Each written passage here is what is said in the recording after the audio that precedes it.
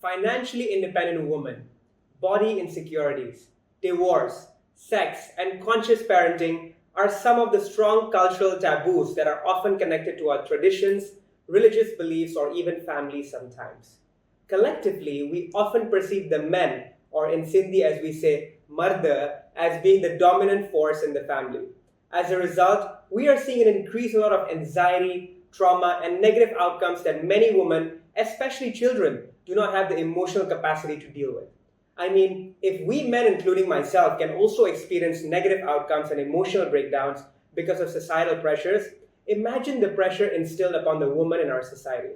So, in this segment, we're going to talk about raising woman empowerment in our society, as well as discuss some of the limiting cultural beliefs that we're often afraid to speak about.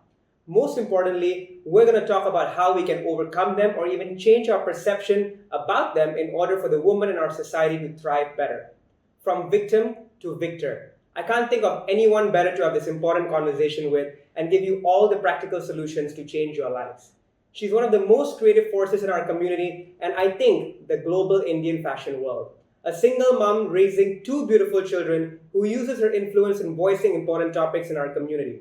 A rising woman and a role model to many. I introduce to you Angeli.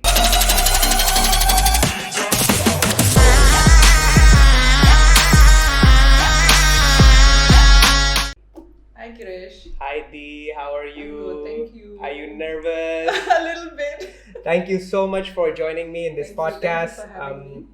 I know you are working a lot of things right now, especially with AMC, and it's really to take the time off and to join me and to discuss this important topic. I'm super grateful to you. And for all of you who don't know as well, Anjali is actually my first cousin sister. And growing up, I've always bugged her with all my artwork and my art designs that I needed to complete for school. So I want to thank you as well now. I don't think we have ever spoken about that again. Welcome. And yeah, so just before we get started on the topic, why don't you tell everybody at home a little bit more about yourself?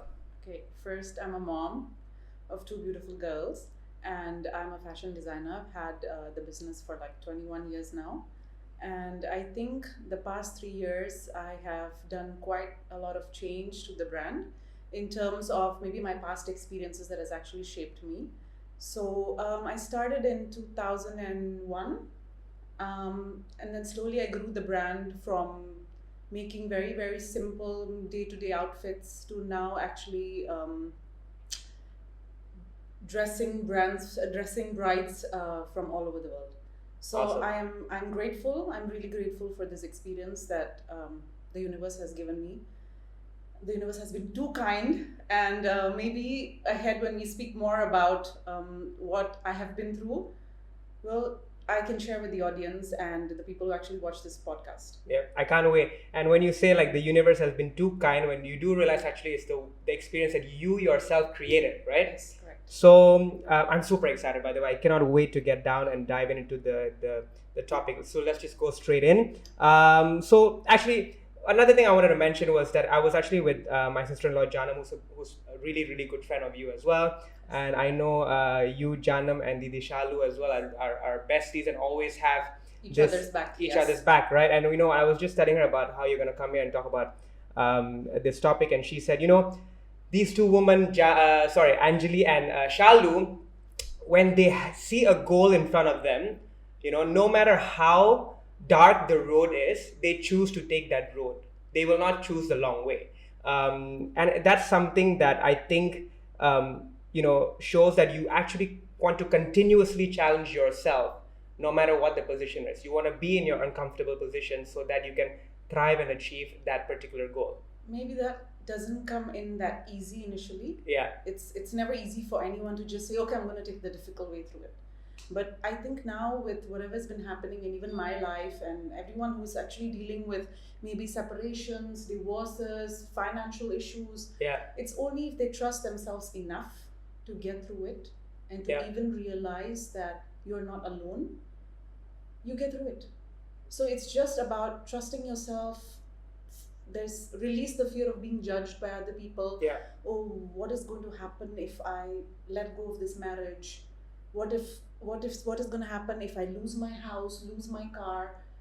That's part of the process. There is no easy way to dealing with this. I wish it was just snapping your fingers, but it's not. It's actually doing the work, changing yourself, number one. And by changing yourself, I don't mean calling your mom, I need help.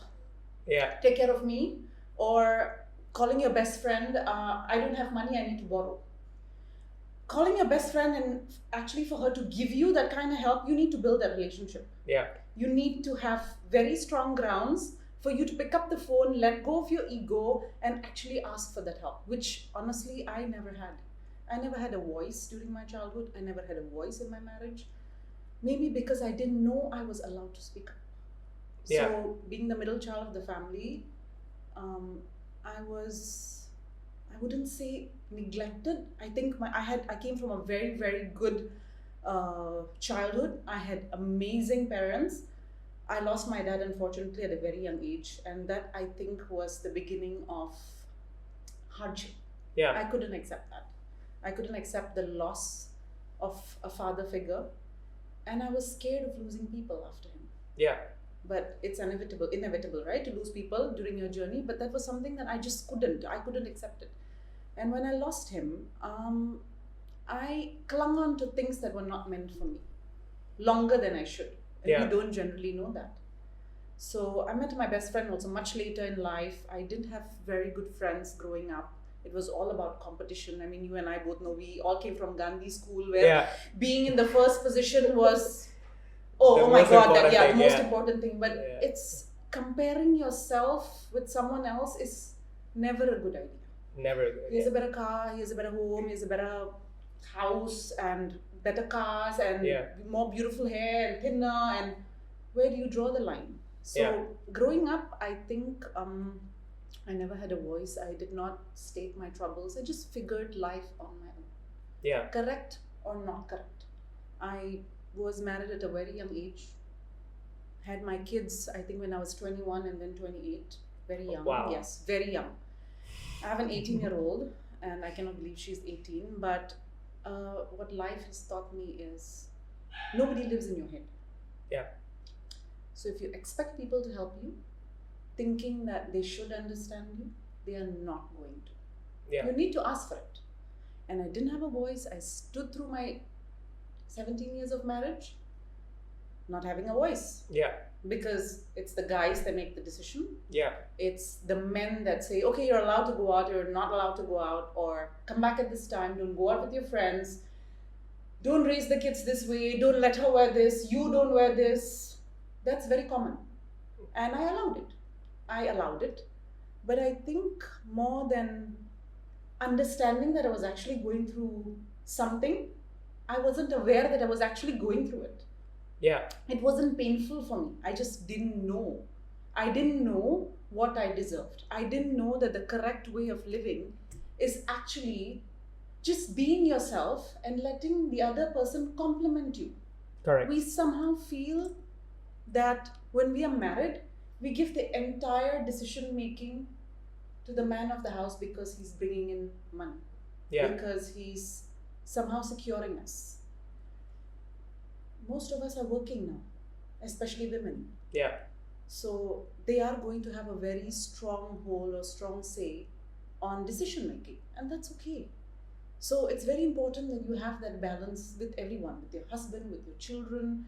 And if you don't have, maybe I'm not an expert at this, I'm divorced, but the experience that I went through life, I think has taught me a lot. And it has allowed me to speak up. It has allowed me to say that this is not for me and I'm okay with it. I'm okay with losing people. I'm okay with losing those people are my friends, my family, people who I thought would never let go of me.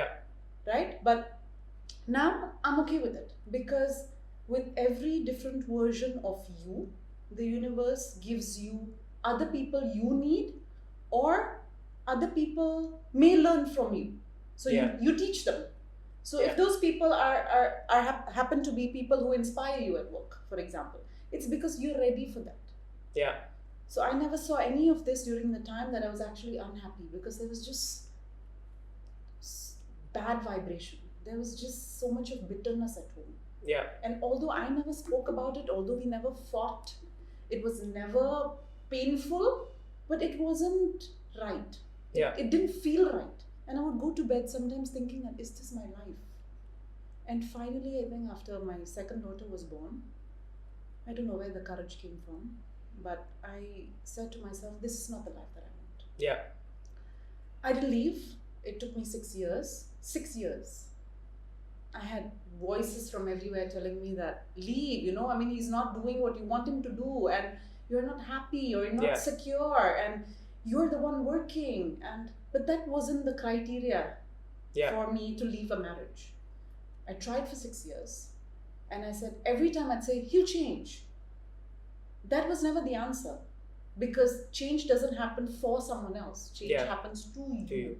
And if you consciously want to make the change, somehow the universe just creates that world for you. Yeah. You just need to have that faith, and it happens. Wow. That was quite intense, I must say. I mean, I myself have been a victim of not having, of thinking of not having a voice, especially when it comes to the family business when I initially started, until I realized that actually, you know what, I need to speak up for my own sake as well. And over the last, I'd say 2-3 years, I told Dad, for example, I wanted to take over the catering side of the business more than the restaurant. And I think I was really happy in that sense, not so much because of the traveling, but I get to network with a lot of people and everything like that, and sort of give that distance with the space with my parents as well, or with the family business, where almost everybody is quite involved in every decision making, and you know.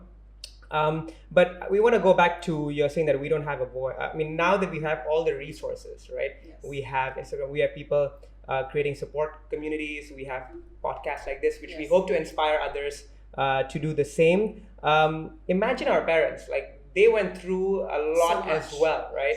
Especially the woman, you know, like my mom, she tells me stories as well of how I wouldn't say it's bad treatment, but in the sense that it was quite strict. Right, and at that time they didn't have anybody. Like I know your mom, Auntie Shuman, as well, had been telling me stories about her childhood and how she grew up and everything. But at the end of the day, you know, they did it on themselves, right? Yeah. They didn't need anybody else. So if they could do it on themselves, you know, without having the support of an external environment, surely that means we are sort of just distracted now by whatever is ahead of us, because we become comfortable being uncomfortable, like you said, right? We've become subconsciously we are not happy, but we've become okay with being not happy. Am I right? It's because you're used to it. Correct. So that's what you live by every day. Wake up in the morning, do the same routine, and that gives you a sense of comfort. What if things get worse if I change? Yeah. Also in marriages and whatever decisions that we women make, it's not about what if it gets worse. I'm not saying that divorce is an answer. No, I am not. I'm not implying that at all, because it's not for everyone, and neither is marriage for everyone. Yeah. So you just got to choose which one is for you and which one are you willing to work hard on. Yeah. Whether if you think your priority is right now your children, and living in a toxic marriage is going to hurt them more, and you think that leaving is the best way, you leave. But the time it takes for you to actually say that in your mind and actually go forward to it may take 6 years, may take 10 years. And when you leave, you have to be absolutely sure you made the right choice. Because I've been confused. I've been so unsure. 6 years is not a smooth road. It's not like, okay, we are fighting and we leave. It doesn't work that way. I spoke to a few people. I sat down, brainstormed, and then I said, you know what? Let me give it another chance. Let me give it another chance. And instead of waiting for the other person to change, I changed myself. Yeah. I changed myself. With that energy, I built my brand. I focused on my children. I focused on my health. I spoke to therapists, which is still a taboo in our society now, to speak to a professional. There's nothing wrong in it. Yeah. I mean, I would be happier if I was mentally at ease and at peace and have no penny in the world, because I know I will actually have that health to earn the money later, rather than being sick and crying all day and being depressed, because it is a really painful moment to not be happy. Yeah. And I think that's sort of the victim mindset most of us have been a victim to, right? When I say victim mindset, I don't mean directly being abused or having a bad experience instilled upon them. It's just personally your mindset is on continuous survival mode, right? And when you're on survival mode, you're always on a flight fight mode. Like, what do I do next? You're always looking at one thing, another person, another place, another time. And I've been reading a lot about this as well, how we sort of need to shift the mind from being a victim to a creator, or in this case a victor, right? And it's not really that easy as we speak, because we have been conditioned in such a way growing up. We get so much from our parents. We enjoy from the society. We enjoy blaming others. And I'm sort of a victim of myself. Like in my last podcast with my parents, I know I speak for a lot of the young people as well in the community. But once I got out of it, like a couple of days, I was just telling my team, Vinti and Henna as well, I feel like at the end of the day, my parents have been like that, or have been conditioned that way for much, much longer than we have. Yes. Now, apparently, I've read some research that after a certain age of 35, you're conscious, you become a computer program. Your subconscious mind becomes your habit, right? Now, if they have a say, of course, 100% upon what they feel is important for us as well. But if we take it in as a bad way, that means we're having a victim mindset. Yes. So what do we need to do? Like, I'm not experienced in marriages or yet, so I wouldn't know exactly how you're feeling. But how did you really deal with the emotions that you went through? You sit with it. You sit with it, and you ask yourself, why are you feeling that way? Yeah. So, for example, I lost a very good friend, and it was, if you ask me, ghosting. I don't know if you've heard of it. Yeah, I've heard of ghosting. Yeah. Leave without anything, okay? And these people come and go in your life, and I question myself. I sit with it and I say, why did this happen? Did I do anything wrong? Did I hurt her intentionally? Did I not deserve any explanation? It bothered me for 3 days. But then I said to myself, check where you're coming from. Are you coming from a place of love? Did you do what you did intentionally? See, we always find pleasure in putting the blame on someone else, because that makes us feel superior. That's the ego, right? Cause and effect. Yeah. We all have this ego. Oh, because of you, I didn't do well. Because I was not born into a rich family, I didn't know, I didn't have investment, I didn't start a good business like you. Yeah. That is all victim mindset. Now, when people leave, think of it as a blessing. That their job is done, your relationship with them is done, whatever good times, good memories you have with them was either for you to teach them or for you to learn from them, right? The job is done. And if the relationship is strong enough to withhold anything that you guys go through, for example, with my best friend, I think I've known her for like 13, 14 years now, there's not a time that I would doubt her. And it's a lie if maybe she may do something that I am not so happy with, and I wouldn't take a second to pick up the phone and clarify that thing with her. Yeah. And I know she'd be completely okay, would forgive each other, and it would just be lost, and not even a topic for discussion. But I can't have that with everyone. Yeah. Right? It's a relationship that you build. So you ask yourself, if you are hurt because of a certain thing, pick up the phone, ask. If you have too much ego to do that, then let it go and be okay with the person treating you that way. It has got nothing to do with you. If you know that you didn't do harm intentionally, let it go. Yeah. And letting go is something that our parents find it really hard. Yeah, but we can't blame them. No, we cannot. Yeah. Blame, like I said, is never a solution. It's never a solution. The traditions in our culture sort of made us brought them up that way, right? So they're just sort of passing down what they have been taught as well, because they didn't have the resources like we do now. That's very okay. Yeah. That's why it's more difficult to unlearn things than to learn things. Correct. Because I've been seeing it for so many years subconsciously, although my dad's been with me for only 16 years, and he passed away when I was 16. Yeah. But there are so many things that he's said and done in the household that I may not consciously see when I was young, but they stay in my head. Yeah. For the longest time. And I notice that I say that to my children as well. And then I said, where did I get this from? Yeah. And I know it's from my dad. Although he was like what? I was 16. So these are the things that we actually see, and you sit down and say that, okay, in order to become a good person, Is this what my values are? Did I intentionally hurt her? Did I cause any pain? Or whatever it is that we are going through, sit with your thoughts, address them, and work on your emotions. And if you think you cannot do it on your own, there are so many people out there to help. Yeah. You have your friends that you trust, your parents, you have your siblings. We just need to speak out. Yeah, I agree. I think when you say deal with your work on your emotions is when, when we sit down or when we heal, we sort of look and become aware of the emotions we're feeling, and we start becoming curious, not necessarily finding out where it came from, just by being curious about it, right? And the term I would call it is surf the urge. Like you're sort of surfing through the emotions in your body and just accepting it, letting it go, that you are this way and you are because of your own values, right? But also know that having, day-to-day dealing with these emotions, you are bound for change as well. Of course. Right? And that's when the courage comes out, like you said, right? So that's amazing. That's really, really, I'm so super, super grateful that you can share all of that here. I just want to sort of line back to the topic and more about the limiting cultural beliefs of our society. Let's talk about, another taboo in our society, right? There's a lot of,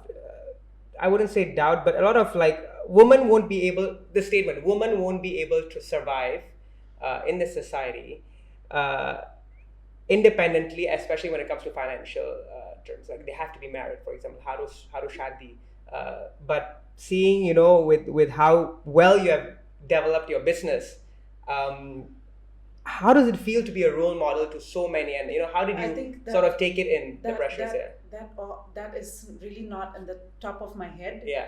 That I'm a role model, but I think that my kids are the main reason I am where I am today. Yeah.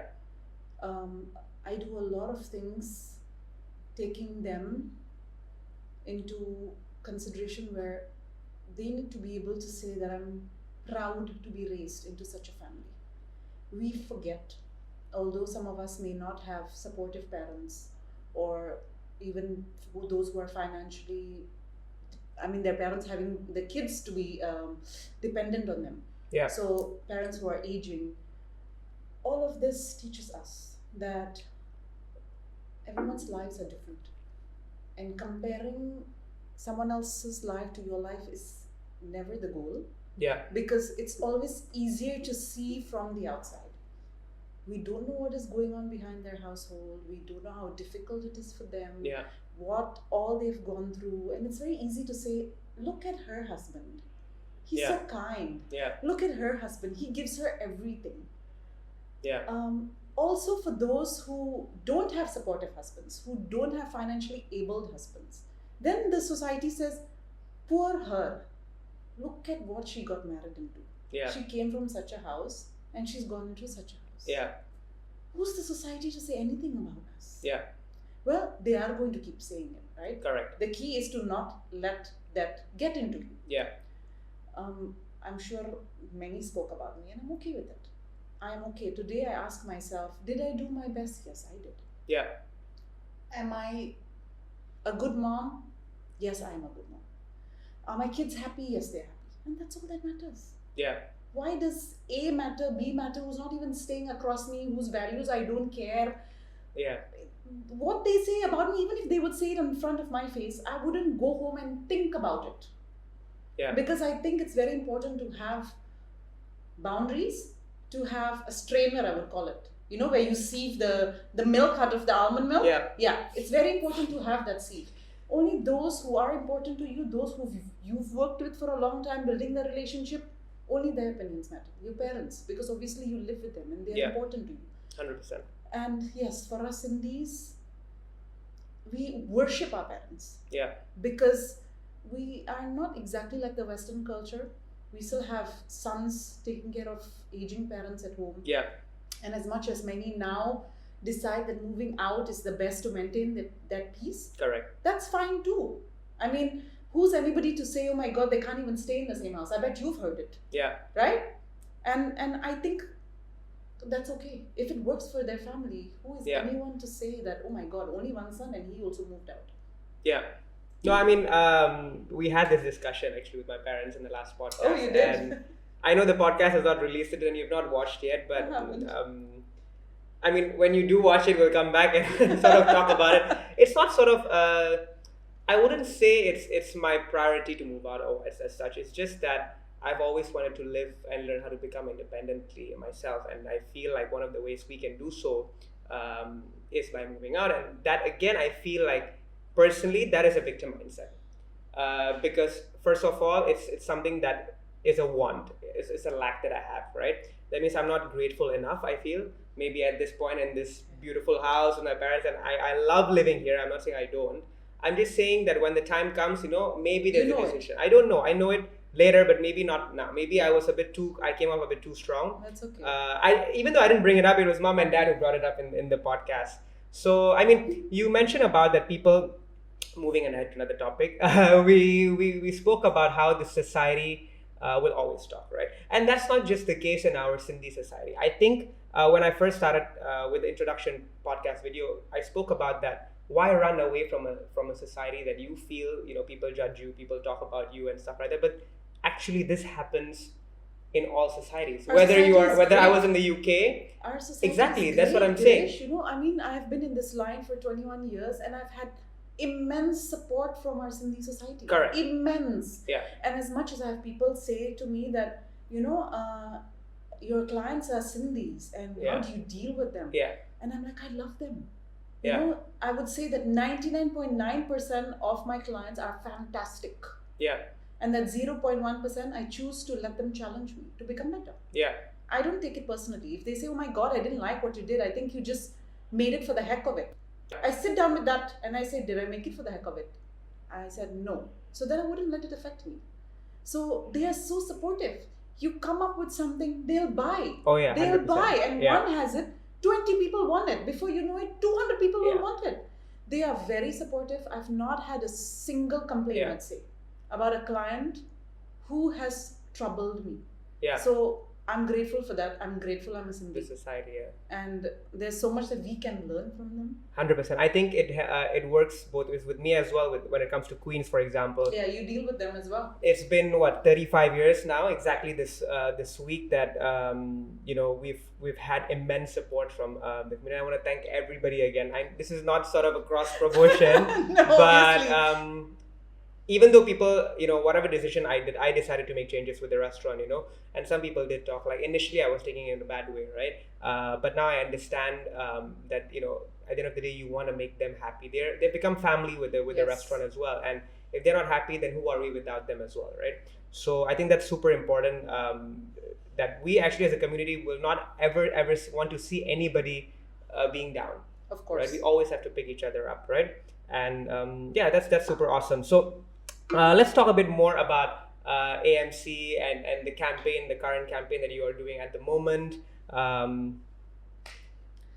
So I think most of those who follow me on Instagram already know that I came up with this campaign. And with my years of experience making clothes, I've realized also the shift in everyone's bodies. Yeah.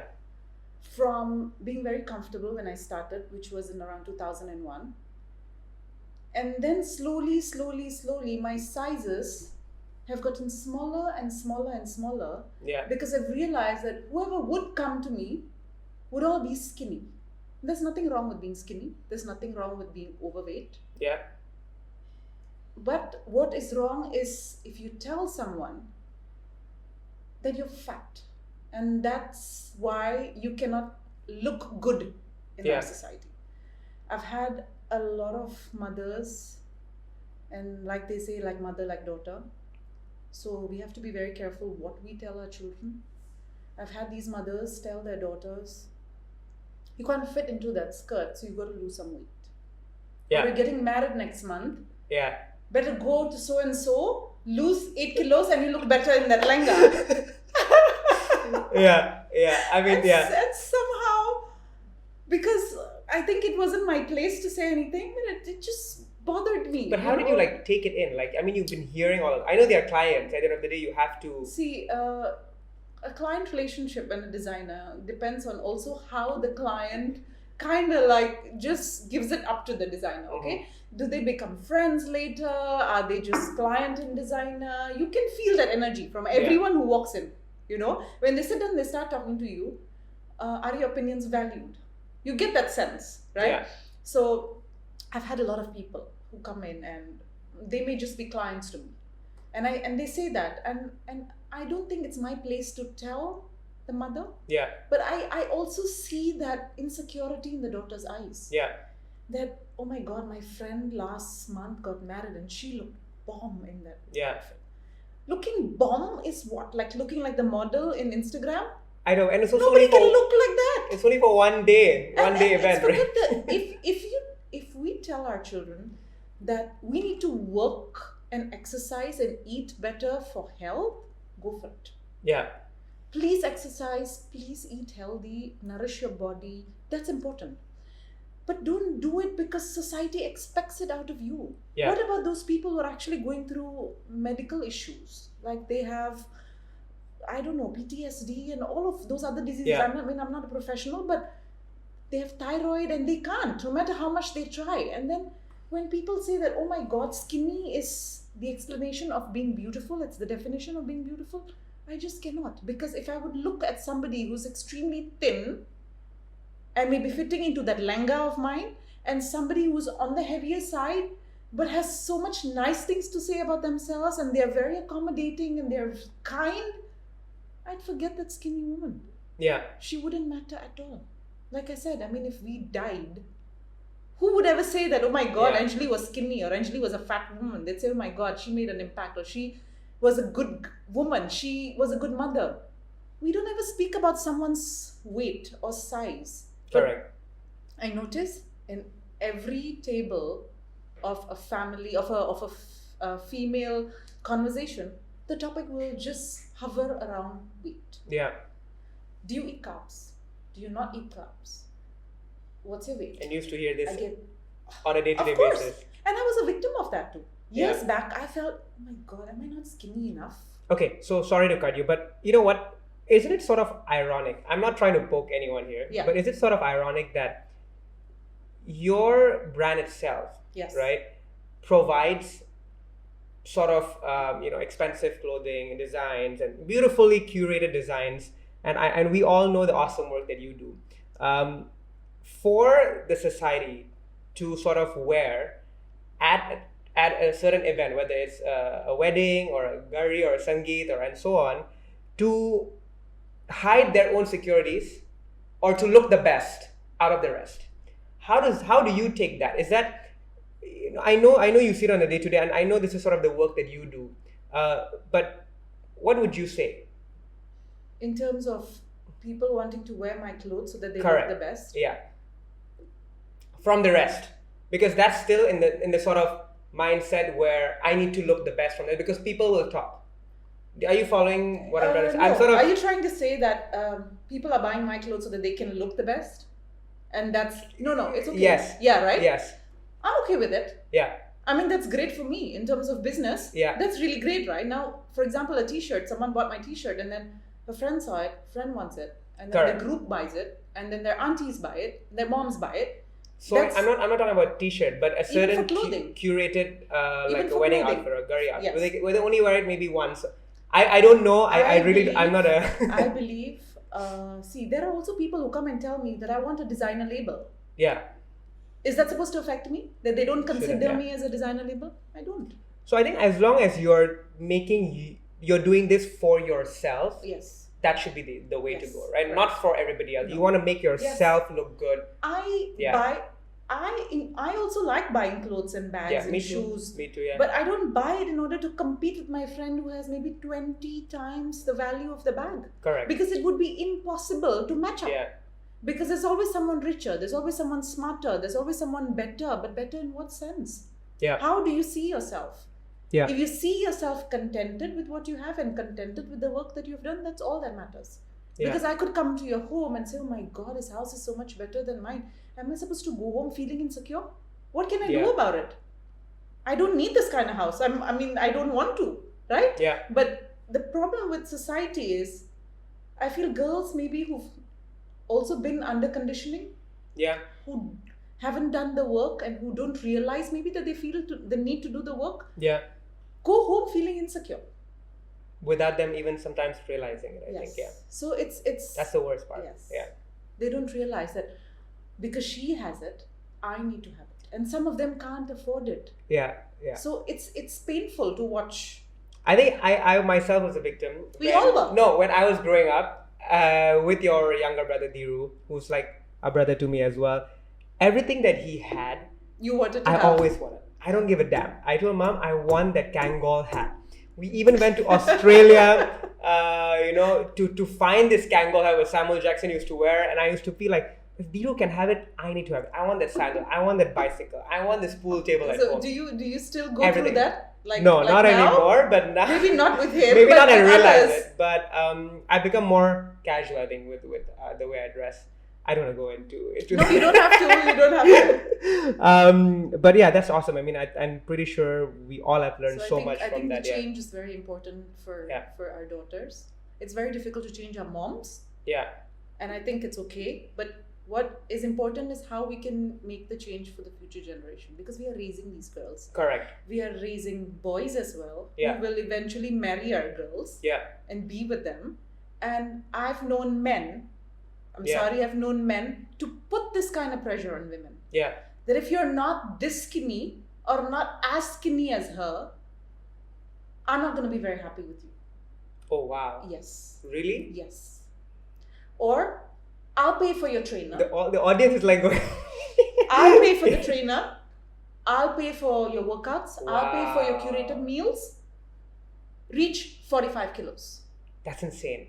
Yeah. I Well, know if it this shit works- happens. Yeah. And there are a lot of them out there. And yes, these men somehow maybe have unconsciously seen their mothers do it, Yeah. their sisters do it, or they feel that sense of pride if their wife is that hot. Yeah.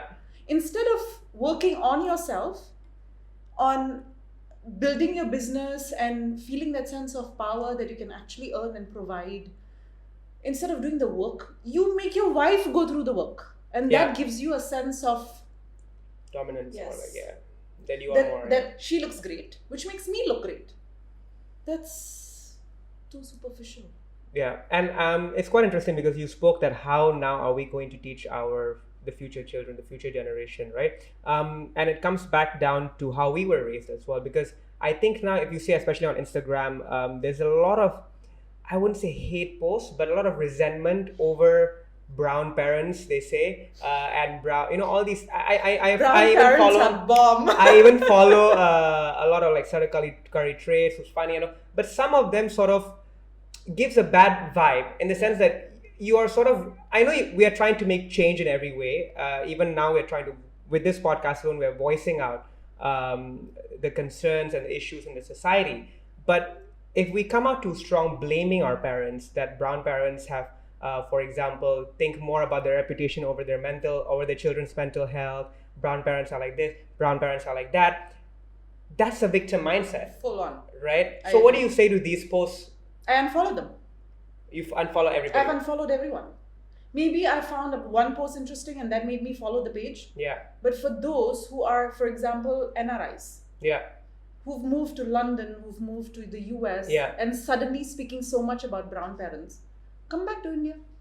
Yeah. You want the life of the white, shared culture of the brown, wearing beautiful lehengas in your wedding, Yeah. but you don't want to understand the trauma that your parents went through that made them that way. Yeah. They didn't have social media to teach them. They, let alone speaking to therapists. Yeah. They didn't even have friends. They had kitties, 4 to 5 people, played cards, came home, served their husbands, make roti. That was their highlight. To be able to make a perfect looking chapati and be able to take care of the household. But you know what? Our mothers are one of the strongest women I know. Yeah. The things they put up with, because they knew that they couldn't say anything, and neither will their husbands support them. Yeah. They managed. They managed to raise us, you and me, right now sitting on this table wanting to make a change. Yeah. But wanting to make a change doesn't mean that we should be changing our parents. No, I agree. That is I didn't nonsense. realize this. That's utter nonsense. Yeah. You've got to change yourself. Change yourself. What good can I do? because my mom is like this, for example, she does something that you don't agree. How do you create that unity? Because she's your mom. But, but she's not a buffet where you think, okay, I'm going to take the meat, I'm going to take the gravy, but I don't want the bones. You can't do that to your mom. Yeah. Right? When she raised you, she never said, I'm not going to change your diaper because that's icky, but I'll kiss you and give you cuddles. Yeah. Right? So now, because we are understanding what it is that they went through, and it is why they are who they are, what can we do to make sure we have a common ground to maintain a happy family? Without the expense of your own happiness? Of course, yes. For some, they don't want to tolerate anything. That means it's at the expense of my happiness. I want to move out. I don't want to talk to my parents. Yeah. Are you okay living with that? That is the question, right? Yeah. For some, they are okay. I don't want to have any contact with my parents, or I don't want to have any contact with my siblings. That's okay. For some, it would eat them. They would not be able to sleep. They would have so much of guilt. Yeah. Is that the life you want? You got to ask yourself that. Are you strong enough to be okay not seeing your parents? Yeah. Or not coming for family functions, or not being invited? If you're okay, because that's at the expense of your mental health, go forward. Yeah. That's my advice. But if I know I'm someone who cannot, because, for example, me and my mom, we have a disagreement. And although she may most of the time say, okay, do whatever you want. For example, even with my divorce, there was not a single time she told me, stay in the marriage. Yeah. So I choose to focus during my darkest times, she supported me. She told me, do what makes you happy. Yeah. And I know a lot of daughters don't have that from their parents. I know it. Which is why, of course, many still stay and many don't have that support, which is an extremely important support. That you have one parent saying, I'll support you no matter what. I had that from her. Yeah. So now, if I disagree with her, what happens then when she supported me when I need her? She was there, right? Yeah. So maintain the peace. It's okay.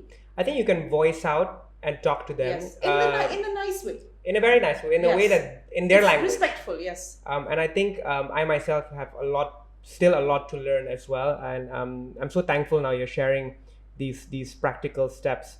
But we talk about the new generation now, right? There's a lot of talks about conscious parenting in treating your children. Now that we are all aware, we have all these resources, we're reading all the books. Do we need to treat our children? I mean, I can't say this because I'm not married. I don't have children. We're still learning. But before I get to that stage, I want to gain all the ammunition. Well, nobody knows what's right for your child. Knows. That's also So, do we have to start treating them more equally rather than vertically? Because usually... that I agree, yes. Yeah. We got to see, there's so many things that I learned from my daughter still. Yeah. For example, something like even switching the TV on and something goes wrong in the TV. Oh yeah, of course. Right? Yeah. So that means our brains are no longer wired into those technical details, because it's actually going to the direction of more important things like, okay, I have a client calling, especially for me. Yeah. So I need to remember that, and I can't remember what to do with this remote. So I call her, right?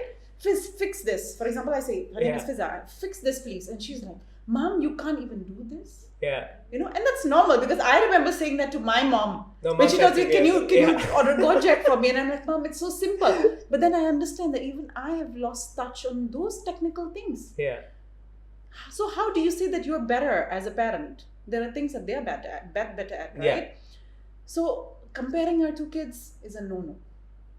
What we got to do is just lend them a flashlight, let them pave their own path, hold their hand when they need to be held, but the rest of it is their own journey. Yeah. Some of us still have the idea of, actually I was a victim of it years back. Fizz, you don't want to take science here. You don't want to be a doctor. Yeah. And then I noticed that was my voice, because I wanted to be a doctor. So I projected that on my daughter. Take science, no? Why don't you try taking science at least? Then years later, I realized that's not her journey. That's not what she's passionate about. I would torture myself if I put her in a place where she doesn't belong and not excel, and then tell me that it's because of you I did this. Wow, yeah. That's true. So we just got to let our children be. Yeah. Because if they're raised in a good household with good values, they'll be good. Yeah, no matter. But there's no running away from challenges, because honestly, Gir, only those who are lucky are challenged. Yeah. Not many know this. If you go through difficult times, that means there's something in it for you, whether it's for you to change, whether it's for you to see things differently, for you to evolve, grow. And I'm telling you, the universe will provide everything that you possibly need. Yeah. Because now it's like I take it as blind fate. Yeah. Anything difficult I will go through, I will surrender. It's the hardest and the simplest thing to do in life. Yeah. To just surrender. Khairina, you speak about surrendering and the important values that's needed for children to grow up. And I think the Sindhi culture itself have got those strong values. Even though we are trying to adapt and we are sometimes confused in what we're doing, as we said earlier, we're super tight with each other. And it's amazing to see how these values now, hopefully these values now can be of use for us to, sort of have our own journey in the outer world. And the only way to do it is to surrender, right? Yes. So we spoke a lot about having how we can all be a part of a victim mindset. Just quickly moving on into trying to be a victor, right? Can you share some practical steps that maybe you do on a daily basis? Because I know you always say that we're on a continuous learning journey, right? Yes. And to be in that state, I think it's quite difficult. I myself are trying to do that. I'm meditating a lot more and so on, right? And what are the other practical steps? I know meditation is one way to do it. Actually, we have to just declutter our mind. Meditation helps. Okay. But some may be finding it very difficult because it's not instant. The effect is not immediate. Yeah. Right? So it's our thoughts. How do we channel our thoughts? Yeah. A lot of us have addictive personalities. Yeah. Some go into gambling, some go into womanizing.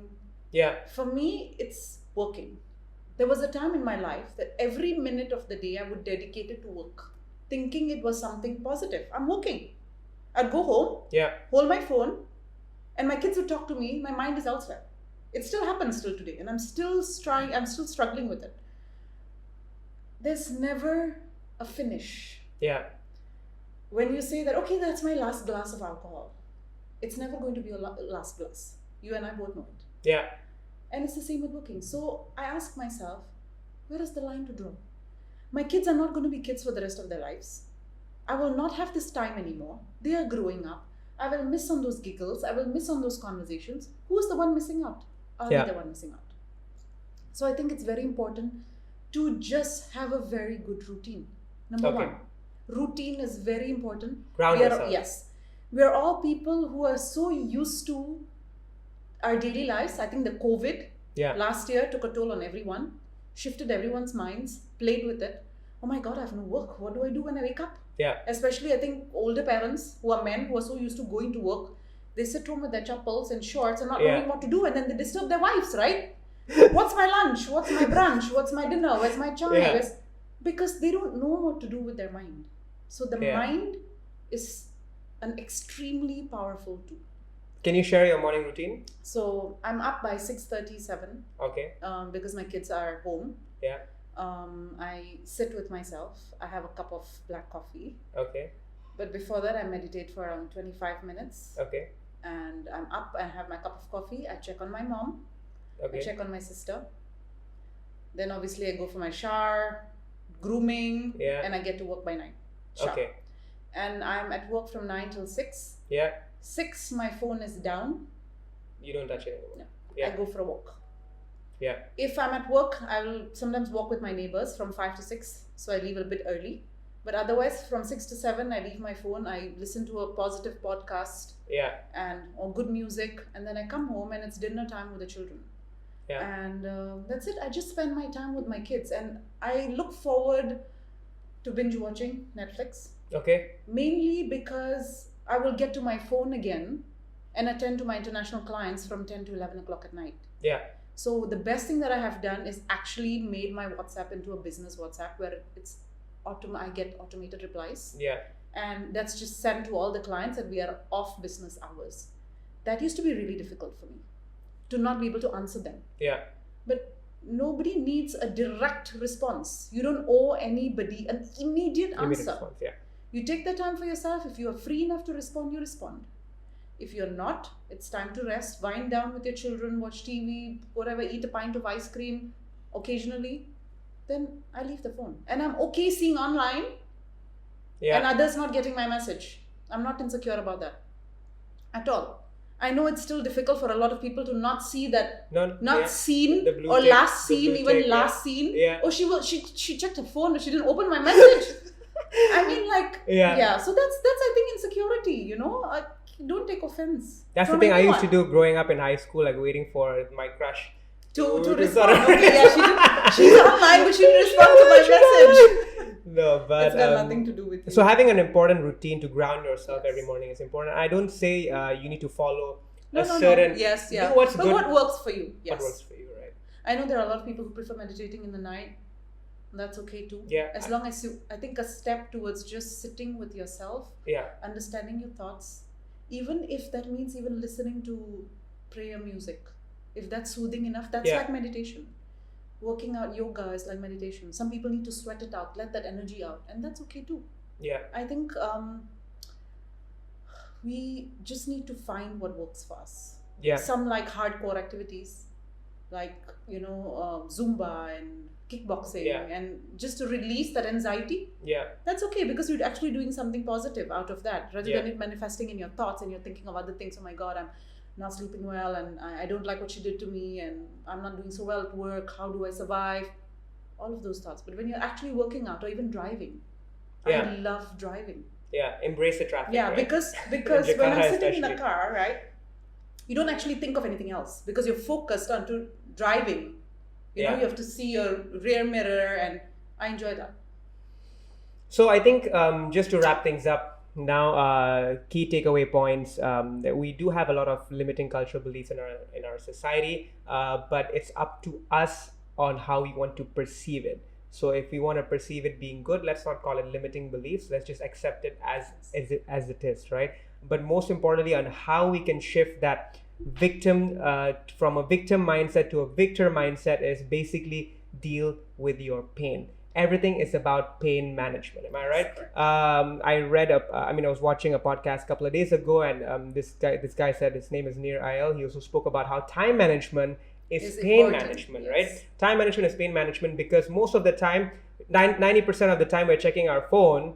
Out of the 100% of the time we're checking our phone, 90% is actually based on internal factors that we want to be seeing it, that we are FOMO and we are so on. But actually the 10% is derived from external factors. The same way we should perceive our society as not the direct, as it's external factors, but actually 90% of the time, it's within you, the pain that you are trying to deal with. Whether it's not pain, whether it's any emotion, whether it's anxiety or trauma or scars or childhood, and so on. So, and the key steps is to shift from that, mindset of being a victim to a creator, or to a victor in this case. You need to be able to ground yourself, serve the urge, we call it, on a day-to-day basis.